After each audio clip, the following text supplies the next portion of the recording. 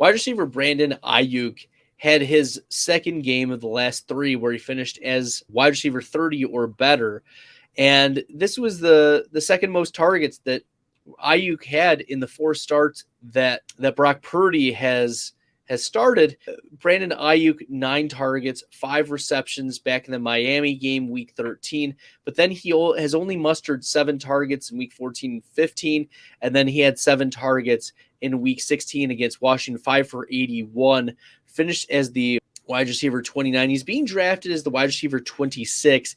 And Vegas is just such a plus matchup against opposing offenses. I've bumped up Brock Purdy as a top 12 quarterback for this week, and Brandon Aiyuk, there are reasons for optimism. Of course, like it could be a George Kittle game like it was against Washington where he had a couple scores, but Aiyuk his consensus is as the wide receiver 23. Back end wide receiver 2 ranking is about where Aiyuk is landing in the consensus, and I think that's fine. There's not really reason to think that this is going to be one of those massive spike weeks. He's wide receiver 29 from that week. He had a 22.4% target share, 30.4% air yard share. He's wide receiver 18 in total points. He has 7 touchdowns on the season, and he's finished a wide receiver 2 those 2 of the last 3 games. If you like the content and you find it helpful, make sure you hit that red subscribe button. I think that he's got plus matchups against opposing quarterbacks for this week as well.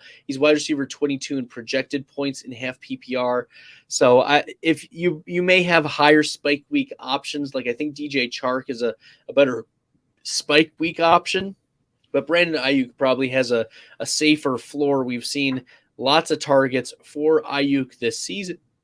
Wow, the hiccups are hitting me. But Brandon Aiyuk is already setting career high in targets, receptions, receiving yards, and touchdowns. I think we're comfortably starting Brandon Aiyuk as a wide receiver 2 this week.